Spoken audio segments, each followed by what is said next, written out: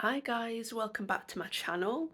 So I want to share with you what I think is a number one marriage tip to make your marriage thrive. Before I begin and share what that tip is, what do you think of my hair? I'm going for the curly look. My natural hair is actually this. This is my natural curls. Often I blow dry it and it goes a bit wavy, but I thought whilst I was getting my hair cut, I thought I'd embrace it a little bit. So let me know what you think in the comments. But moving on, so let's share what I think. So this is my experience of my number one tip for a healthy marriage.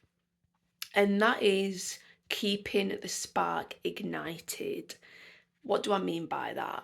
So, when you're dating and you then get married, it's so easy for the challenges of everyday life to hinder that spark, to in a way get a big bucket of water and dribble it slowly on that fire, and just sometimes it feels like it's completely being put out. And what I want to encourage you to do is find ways to keep that spark ignited even when there's water being dribbled onto that flame. And one thing I want to share is that there will always be things like the water come in and potentially getting in the way of that spark in your marriage. That could be bills to pay, work demands, maybe even trying to get pregnant. That's a big demand. Children, naturally, that's very demanding. There's always these things that are coming at your marriage that can so easily completely remove that spark. And what I'm saying here isn't that we need to always have this fire that's burning so intensely. I'm saying that we need to keep it ignited. It needs to have a spark, even if it's little, just having something there that continues in the background even when there's challenge, even when there's demands.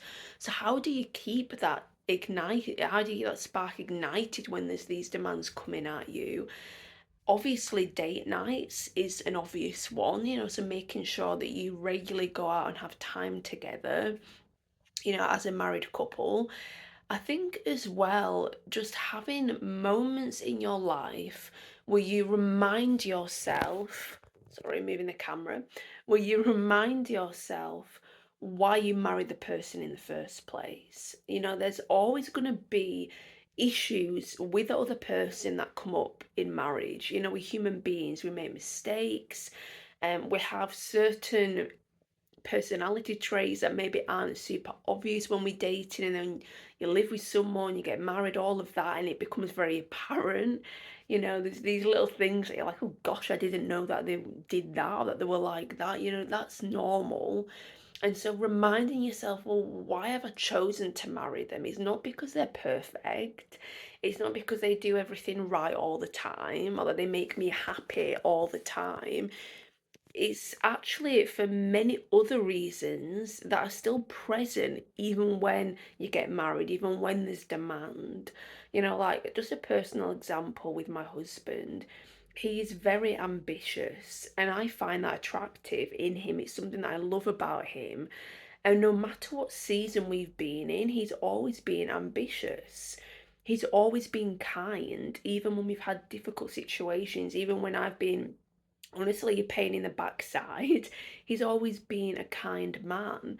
And so reminding yourself of these things that actually really mean something and really matter, even when the demands come and marriage brings those maybe irritations or those little things that were hidden underneath that come out, reminding yourself of what really matters in that person. Why did you marry them in the first place? And also, one other thing to mention as well is to make sure that you are having fun in your marriage. The demands are going to come, that water's going to keep dribbling and dribbling on that flame. And one of the things that you can do is find moments, find pockets of time in the ordinary mundane to try and have fun. Like, here's a little daft example. Let's say you're cooking tea, you're cooking your evening meal together, rather than rushing around like a headless chicken trying to get the meal cooked and getting really annoyed with your husband or your wife when they get in the way in the kitchen, why not say, look, why don't we divide this dish? You do this part of the dish and I'll do that part. And let's have a little bit of a competition. Let's see who can cook their bit the quickest. Or maybe, you have to add an extra ingredient that's not in the recipe, or you have to do a little twist, something a bit different. Like, I know it sounds a bit silly, but it turns a normal, routine, mundane, everyday task into something a little bit more interesting. And there's so many ways that you can do this in your day-to-day life, and it can make a big difference. Like, an example for me and my husband is rather than sitting down and just watching the TV every night, we try to get out and go on a walk together. And we try not to spend the entire walk talking about the struggles or the demands or, the expectations that life has on us in that particular moment. We try and talk about our ambitions, about our goals, the future, things that we find fun, holidays that we've been on together, holidays that we've got coming up that we're excited about. We try just to talk about things that actually bring a bit of excitement into our life and, connect us as a couple. And so I just want to encourage you that if you're married, to not let that flame just dissolve, just completely be taken away by the drips that just keep coming and keep coming until it's completely just gone, that spark's gone.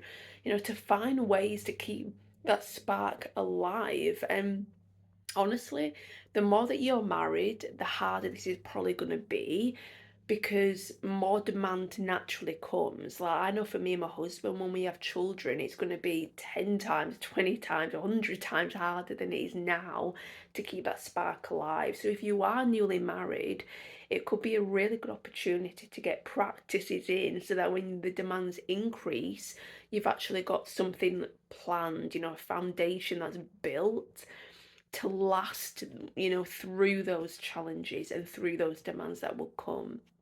So I hope that that's been helpful. Your marriage is unique to you, so pray about it, think about it. But just remember that if you don't proactively do something, those little drips are just going to put that fire out. It honestly is life. The date nights that you're going before you get married, really are good at keeping that spark alive, not living together, not knowing every little detail about one another or each other's struggles is a good way of naturally keeping that spark alive. But once you get married, you know everything. You're there all the time, you're together, you're by each other's side, and it does make it harder, but it's not impossible. And so I just hope and pray that your marriage can thrive and that you can work and find a way to keep that fire ignited, to keep that spark ignited, even when the demands keep flowing.